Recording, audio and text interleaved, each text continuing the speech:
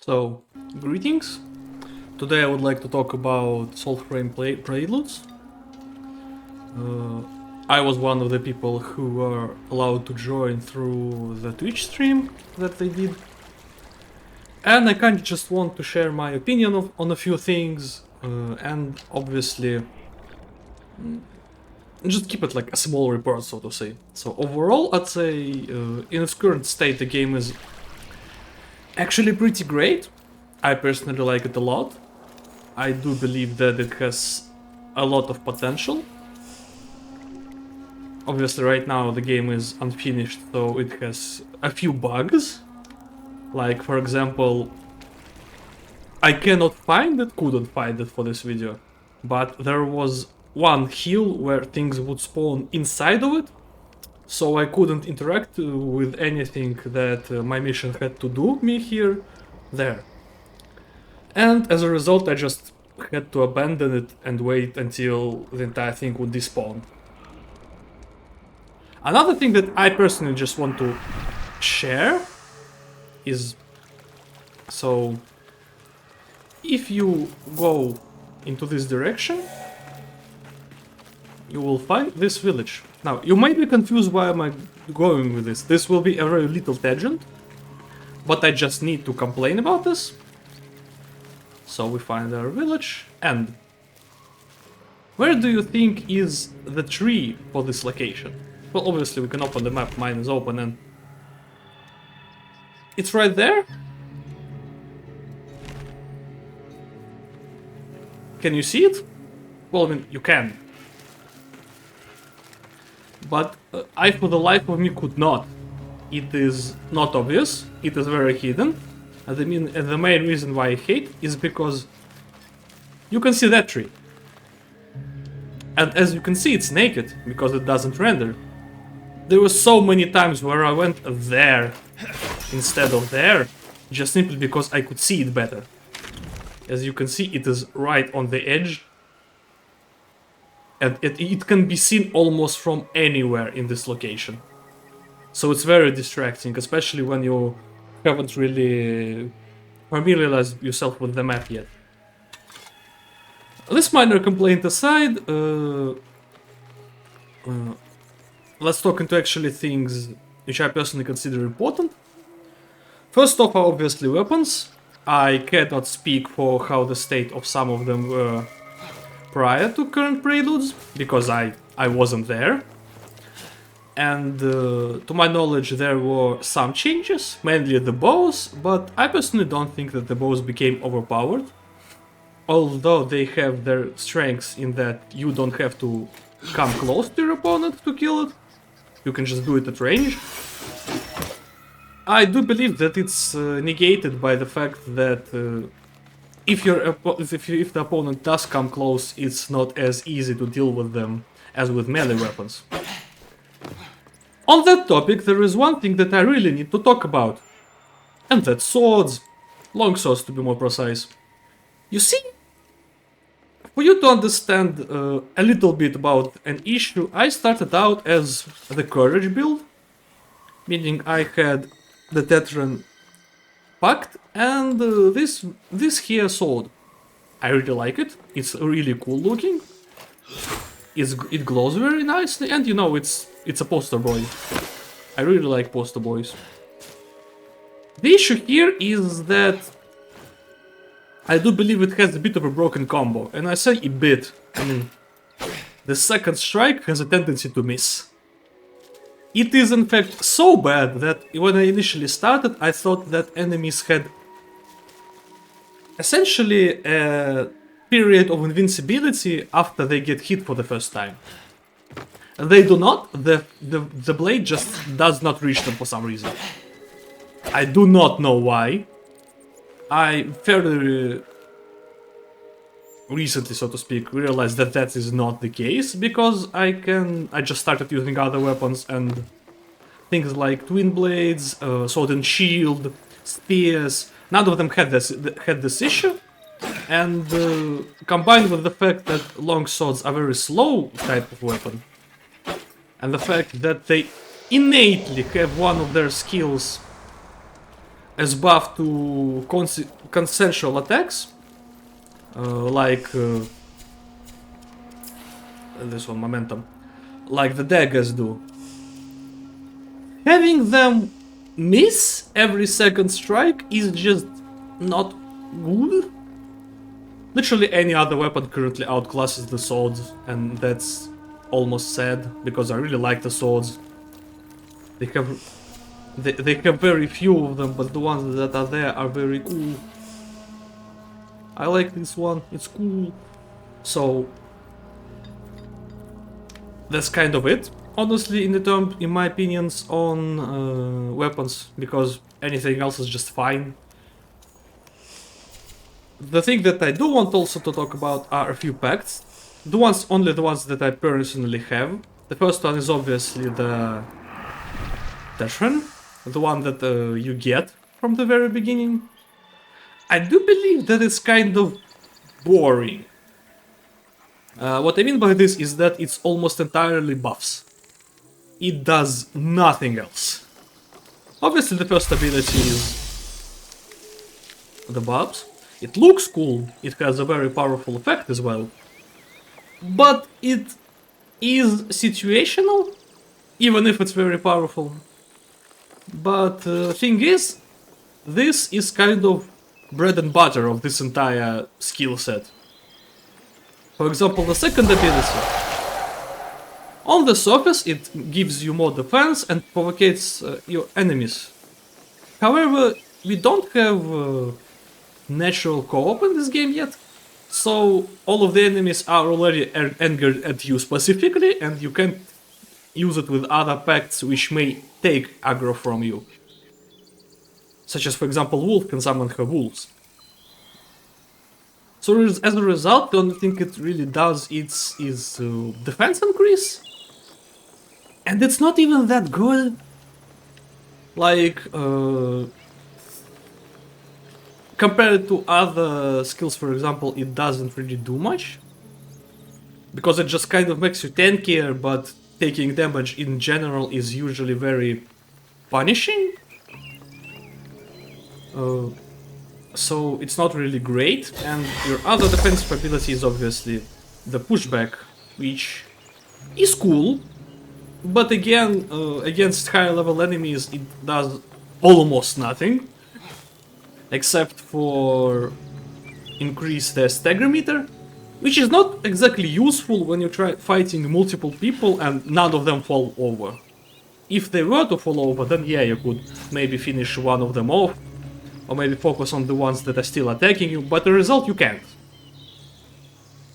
And that kind of leads to the fact that only the first ability is useful, everything else just kinda meh, doesn't do much. Although they are cool. Obviously the second one is, in my opinion, the most broken one. The most OP thing to ever be. Garen Rude. The full of himself elk. Garen's pact is bullshit. First off, your health ability. Ability to siphon health. Ability that allows you to leech health, the leech healthing ability. It is good. It is really good. Now, I'm not complaining that it instantly kills some of the lower end enemies, especially considering that it kills you and the entire party. But that's also a bit of insane, because you're basically immortal, and the reason why isn't actually in the first ability, it's in the second. No. They will no longer attack me. At all. Until ability casted on. Right? So this is insane, and I know they know this because there's an entire passive perk around this ability. The one thing that confuses me is its relationship with the third skill. Because it stops activating once an opponent takes damage. Most damage. The first time I had this ability kill. Neat. Good boy. Make him dance. So, yeah, second ability is busted. First ability is useful. I do wish that this gave a bit more stagger damage, because it would be funny. Because you're headbutting them. But currently, my personal favorite pact is obviously the wolf. It is really, really cool. Although, obviously, you have one buff ability, which is also just like the entirety of the first pact, feels very meh. It is actually pretty great, if we're being completely honest. But because it's a buff, you don't really feel anything, like in the moment. I'm also surprised they didn't put any speed, any melee attack speed on the third one, considering the entire thing with the spec being melee damage. Obviously, her second ability is Puppy. Puppy? Puppy. Puppy spawned at the door. Help with the puppy. It's a Pokemon, Batman. I can do whatever I want. Obviously, the one that I personally want to complain about is the first ability. Because it's on one thing really, really cool, on the other, why do we leave our body behind? Okay, I know that this is not supposed to be a full transformation, but I do believe that it would be better if it was. Main reason why is because many people, including myself, use the first ability for traversal. And this is when an issue with this entire pact comes in. A very big issue. Also, as you can see, the buffs really eat the aggro. So, what do I mean by the issue with the spec? Readability. It is incredibly difficult to read when abilities will stop functioning. There is no countdown, there is no meter anywhere. You just have to feel like it will end. The reason why it's issue with the first ability is because since we use it so often as a traversal mechanic, honestly I do believe that it has most of its use as a traversal mechanic. I have not used it in combat because it always leaves a body behind, which will 100% get attacked. So you either use it when you're engaging the enemy, or when you need to run somewhere. The issue with running somewhere is that once this ability runs out, it doesn't teleport you to the position of the wolf. Instead, you need to specifically attack to get teleported. If you don't do that, then you stand in place.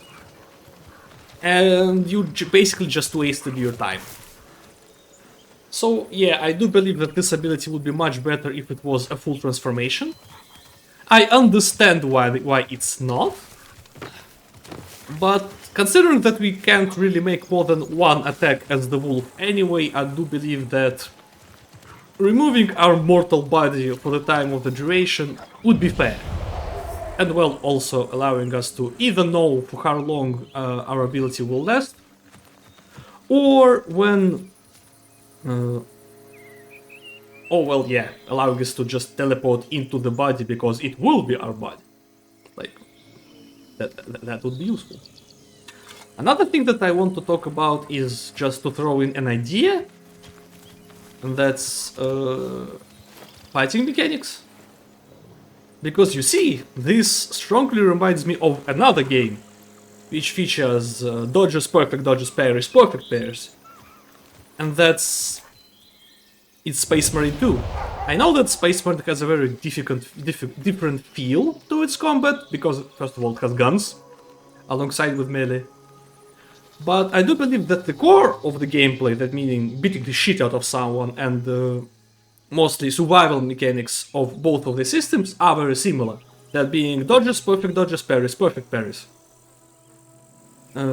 Because right now, parries feel a bit awkward.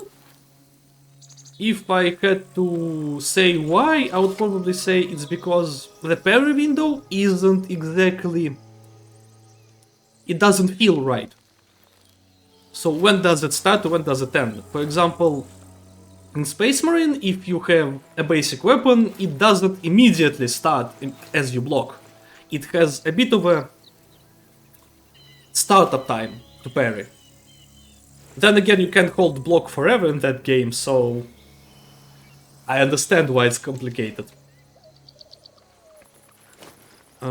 Here, I don't know if it has a startup time. I do believe it does, but it's very small, I think. And obviously I don't know for how long the parry lasts, how long the parry window itself is. Because I tried, but it's not the most useful mechanic. Thus far, for example, I personally found dodging to be more reliable. Because, well, it has invisibility frames. That is bullshit. That makes it really good. Obviously, I am not, again, sure when the perfect dodge window is again. But it's not as much of an issue because, well, you can see when you jump off, you can see when you definitely start, when you definitely end. So, yeah, that is it. So, to reiterate, that tree is bullshit. Wolf should transform, and the second attack of the swords needs to either change or just honestly just a different hitbox would be fine. I believe. I don't think it's would be an issue otherwise, but honestly, I will gladly see what other people's opinions is on this because I do not know. Again, I do not know. I have only played this game for not extremely long, like 3 days, 4 days, maybe. I haven't counted. So, yeah. Oh, one other thing, farming is weird. Farming items in this game is currently weird because, well, most of the map doesn't function. It is because the King's Tale, which I have, or obviously any other faction task that you may have, spawns only somewhere near you, and only one of them. I personally see this as an issue because, for example, when I wanted to farm this blade exactly, I decided to look into where can I get it. And apparently it spawns in this dungeon. Right next to the well. Thing is, in order to get it, you need this mission to end in this dungeon. What have I found out is that if you reload near this wall tree and the task spawns somewhere in this grove, it is almost guaranteed to end here. You might see how this becomes an issue later because there was just time where I would enter logout, enter logout, enter logout, enter logout, enter logout because I just didn't get the mission to spawn here. And this may be just me being stupid, because I'm pretty sure that there are other ways to get this toad. I just don't know if there are such things as spawn locations. However, right now there are no means to check if this is something... Well, there's no way to check if I'm correct or wrong on this. So, my personal opinion, it would be better if we were allowed to have more such tails to spawn than just one. Maybe obviously this would also help if they were on different sections of the map. Ideally based on difficulty as well, because if obviously mission spawns here, the difficulty will be pretty easy. However, if it spawns somewhere here, well, there's level 22, there's level 1, 2, 3, 7. Very different levels, and as a result, difficulties. So yeah, this will be all from me. I will gladly hear what other people's opinion is on this. Thank you for paying your attention, and have a great day.